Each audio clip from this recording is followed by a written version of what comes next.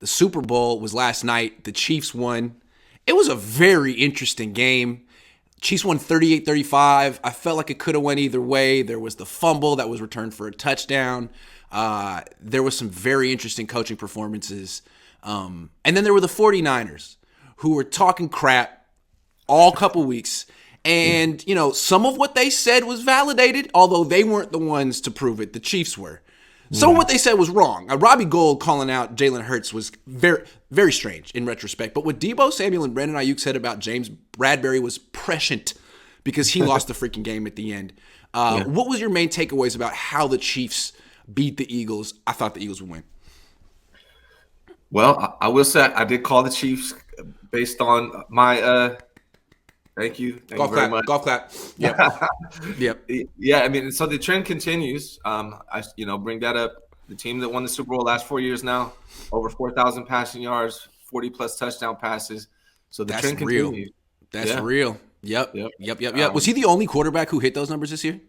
No, I believe Burrow had an opportunity as well. So that was the Super Bowl, the AFC Championship game. Interesting. Okay. Yeah. So overall, I mean, I thought it was a brilliant performance by Andy Reid. Yeah.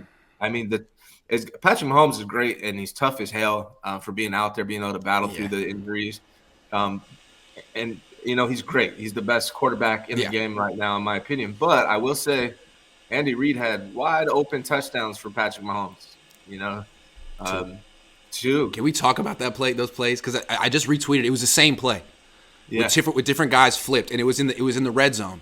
And this was, all it was you put a man in motion like jet sweep motion. The Eagles schematically pass the guy off, but if the guy in jet sweep motion stops and comes back, no one covers him. Yeah, they pointed it out early. It worked for a touchdown. The Eagles never made an adjustment. They did it again. 14 points off a schematic quirk that Andy Reid discovered. I don't know. The Niners were talking about how they were going to expose the Eagles. They found something. Maybe they saw that first. Maybe they could have gotten to it also. But anyway, the Eagles defensive coordinator. You didn't make that adjustment? That's dude, bad. Keep going. You lost. Yeah, dog. Deebo might be right in regards to the corners. One thing he said that I agree with, which I actually said about the 49ers all year, is that the DBs for the Eagles are all pro because of their line. And I was saying that all year in regards to the 49ers DBs. Not that Charvarius Ward is bad or that the Lenoir's bad. It's just that when you have a line like that applying so much pressure, it makes your defensive backs look better than they are. And I think that was part of what Deebo was talking about. And not that he wasn't true. Right. And I like them talking trash, man. I like the 49ers talking trash. It doesn't bother me if you play them next year and you back it up. If you walk the walk, you know what I mean? That's what. Yeah, but they didn't beat the Chiefs because they didn't beat the Eagles because they put up like 150 yards and 2 touchdowns on James Bradbury. Like James Bradbury did make the mistake at the end, although, man, that was pretty ticky-tack. Like Jimmy Smith mugged Michael Crabtree in the end zone at the end of the Niners Super Bowl. They didn't call anything, but I guess the game has changed. They didn't win because they totally exposed Bradbury. They won because they exposed the defensive coordinator. Yeah. They won because Jalen Hurts, as great as he was in this game, dude, just fumbled the ball and kicked it to the Chiefs and gave him 7 points. That was another turning point right there. That's a game changer. I honestly, people are hard on Jalen Hurts. A lot of Niner fans because they don't like the Eagles or whatever. But I thought Jalen Hurts, he looked great outside of a fumble. Phenomenal, man. Like really, really freaking good. And I think that shows, the bar is set really high. If you want to win a Super Bowl in this league, you need to have an elite quarterback. And to me, Jalen Hurts looked elite.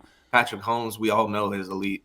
So I think 49ers really need to focus on who their long-term quarterback is. And if it's not Trey Lance or Brock Purdy, if they're not at that level, they need to find somebody who is. And also, let's be clear. Talking about exposing the Eagles' defense. Mm-hmm. The one thing about the Eagles' defense that's not fraudulent is their pass rush. If you don't have a plan to neutralize that, you're going to lose. And that's how every team lost to the Eagles. And Andy Reid had a plan. He had a great – well, first of all, he was balanced. He ran the ball as much as he passed it. He was completely balanced. He had a great screen package. He had constant pocket movement, continuously rolling Patrick Mahomes in different – you never knew where he was going to set up.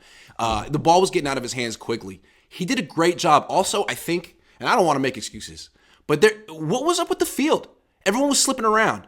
And it seemed like for whatever was going on, like they put extra, whatever was up with the grass, it was slippery, and that really hurt both teams' pass rushes because you couldn't really string moves together, and all of a sudden, I mean, there was no defense in this game. Frankly, there was no defense in this game.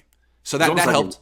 Almost like a rain game with the yeah. That definitely helped the Chiefs for sure. Yeah, I mean the Niner fans swear we would have beat the Eagles, but I mean the Eagles knocked out 2 quarterbacks in the same game.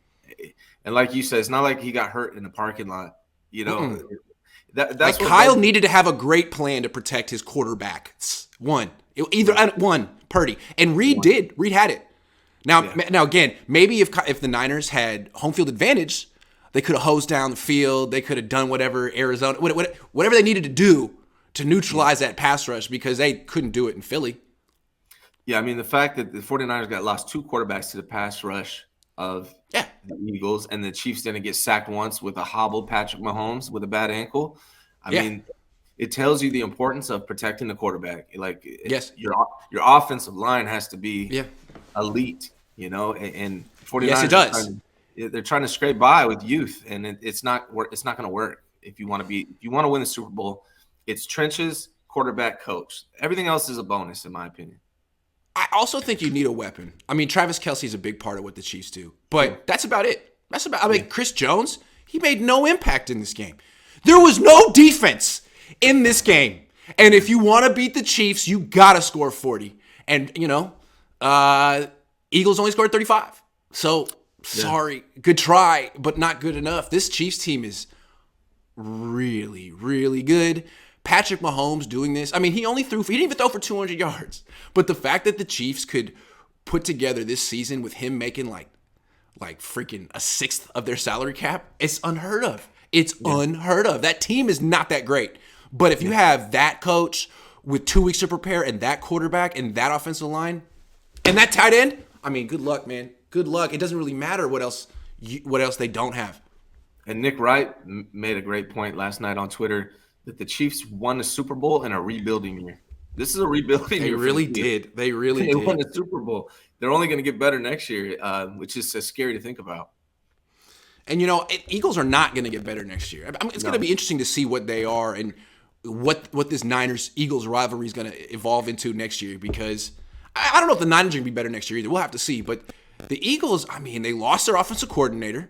He was good. I mean, their offense is, I think, it showed up in the Super Bowl. Their head coach is strange. I mean, you saw he was kind of, I don't know. I mean, he was sort of doing what the Niners do, sort of acting like you're a champion, and sort of, he was like mocking the Chiefs during that challenge, like, hey, why don't you come back? And Jalen Hurts was like, stop. He like actually brought his 24-year-old Jalen Hurts, like raked his hand down, and then he was wrong and lost the challenge or whatever it was. Anyway. Yeah. So there's that, and then they're going to lose a bunch of players because of free agency, and then they're going to have to give Jalen Hurts a lot of money. I don't know if that team's going to be quite as good next year. I don't. And they got exposed. They can't just if you just run a freaking jet sweep and then bring the guy back, it's a touchdown. Like, they got to fix that. Yeah, I mean, Nick Sirianni, man, he's like a roller coaster. He's crying before the game. That's fine. I mean, I don't knock people for crying, but then he's being a jerk. Like 10 minutes later, like, dude, like, what? Manage your emotions, like, even out. You got to be even keel as a coach, you know. So he's making it. He's like a spectacle. Look at him. He's crying. Look at him. He's strutting. Look at him. He's motioning to the other. Like, wow, dude, it's not about you. It is so not about. And Andy Reid, like, who you could say it is about him. His plays are so dazzling. He's like Kyle Shanahan. He draws attention to himself just with the X's and O's that he draws up. But after the game, he's like, no, it's not about me. It's about Patrick. It's about Travis. It's like, stop. Like, he's great at that. Sirianni's like.